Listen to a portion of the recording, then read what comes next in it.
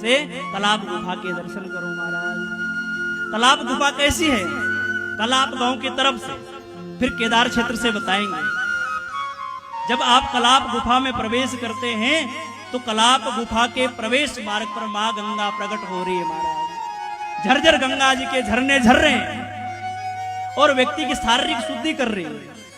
बिना शारीरिक शुद्धि के कलाप गुफा में कोई व्यक्ति प्रवेश नहीं पा सकता। जब गंगा प्रकृति द्वारा शुद्ध स्नान करके जब व्यक्ति कलाप गुफा के अंदर पहुंचता है तब कल्पेश्वर भगवान के दर्शन होते हैं। बोल कल्पेश्वर महादेव की जय। जहां कलाप गांव में गुफा के भीतर कल्पेश्वर भगवान के दिव्य दर्शन होते हैं तो कल्पेश्वर भगवान के बाईं तरफ मां गंगा और सरस्वती भी ही धवल धारा के रूप में प्रकट होती है। कल्पेश्वर भगवान के बाईं तरफ जब व्यक्ति जाता है गुफा के अंदर बिल मार्ग की तरफ तो प्रकृति के द्वारा गंगा यमुना और सरस्वती के द्वारा अभिसिंचित होकर व्यक्ति गुफा के भीतर प्रवेश पाता है। और जब गुफा के भीतर व्यक्ति प्रवेश पाता है तो भीतर तो अनेकों युगों से महान संत विभूतियां बैठी है। कोई सत्य युग से बैठा है, कोई द्वापर से बैठा है, कोई त्रेता से बैठा है। सब कलयुग क्या आगमन की प्रतीक्षा में रहते हैं। मां गंगा हजारों वर्ष से कल्पेश्वर महादेव का नित्य प्रति अभिषेक कर रही है। ये कलाप गांव कोई सामान्य ग्राम नहीं है महाराज। इस पृथ्वी पर अगर कोई स्वर्ग है ना तो ये कलाप गांव का जो 100 योजन का क्षेत्र है ना ये पृथ्वी का वास्तविक स्वरूप है हमारा। आजकल हमारे नेता लोग राजनेता लोग पढ़ते लिखते नहीं है, उनको पता नहीं धर्मों के बारे में। बोले पृथ्वी का स्वर्ग कहाँ है? बोले उत्तराखंड कोसानी में। बोले क्या है कोसानी में? बोले आओ स्कंद पुराण पढ़कर देखो। स्कंद पुराण में स्पष्ट लिखा है कि सतयोजन मात्राशु भूमि स्वर्गा तत स्मृता। बोले जो ये 100 योजन का कलाप क्षेत्र है बोले ये वास्तविक पृथ्वी पर स्वर्ग है। अगर किसी व्यक्ति को स्वर्ग की अनुभूति प्राप्त करनी है तो कलाप गांव में जाना चाहिए। केदार क्षेत्र में 100 योजन दूरी से हिम मार्ग से एक गुफा है बिल मार्ग, उसको बिल मार्ग कहते हैं। केदार क्षेत्र से कलाप गांव की जो दूरी है वो 100 योजन दूरी है। उस 100 योजन दूरी से बिल मार्ग में प्रवेश करने का रास्ता बता रहे। बोले कैसे प्रवेश करना चाहिए? बोले सर्वप्रथम अन्न जल का त्याग करके भगवान कार्तिकेय को प्रणाम करके बिना कार्तिकेय की आज्ञा के बिना बिल मार्ग में प्रवेश नहीं करना चाहिए। जब भगवान कार्तिकेय आपको स्वप्न में आदेश दे दे बोले अब आप गुफा के भीतर जाने के लिए पवित्र है तब गुफा के भीतर जाना चाहिए।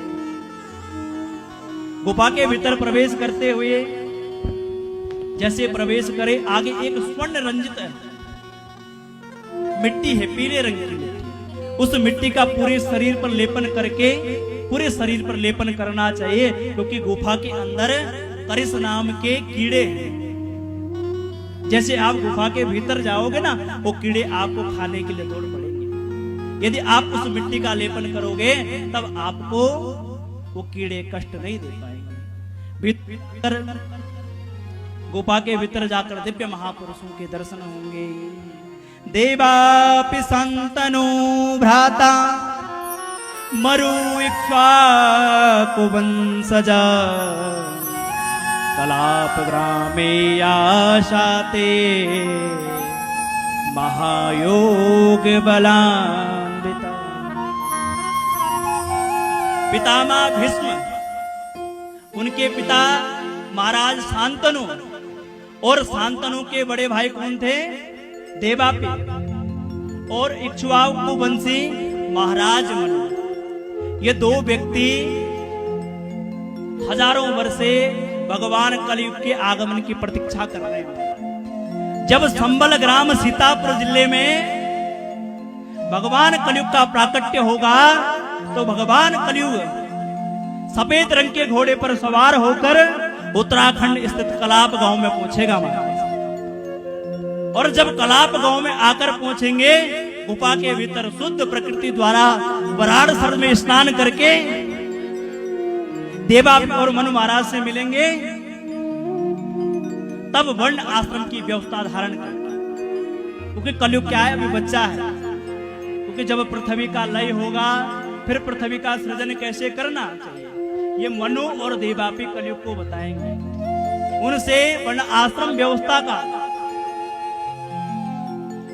उपदेश लेकर फिर वराड़ सर में स्नान करके कलयुग अपने वराड़ सर में जो कलयुग के अस्त्र शस्त्र रखे गए हैं, उन अस्त्र शस्त्रों को निकाल करके महाराज अपने स्वर्ण रजित अपने कटार को लेकर महाराज वहीं से संहार करना प्रारंभ करेंगे। नारद जी कहते हैं, बोले उन 16,000 ब्राह्मणों को लेकर मैं महामय संगम नामक तीर्थ पर आया। वहां पर उन ब्राह्मणों ने स्नान किया। स्नान करने के बाद जय जय श्री राधे। बस 2 मिनट में अपनी बात पूरी कर रहा हूं। स्नान करने के बाद उन ब्राह्मणों को नारद जी ने भूमिदान किया। उस समय भगवान कपिल मुनि का आगमन कलाप गांव में हुआ। स्कंद पुराण में वर्णन है। बोल कपिल देव भगवान की जय। और मेरा तो सौभाग्य ऐसा है क्योंकि मेरे तो इष्ट कपिल देव है। जब कपिल देव भगवान कलाप गांव में पहुंचे, नारद जी से कहा, बोले महाराज आप मुझे 8,000 ब्राह्मणों को दान दे दीजिए। बोले मैं 8,000 ब्राह्मणों को भूमिदान देना चाहता हूं। भूमिदानम करिष्यामि कलाप ग्राम वासिना।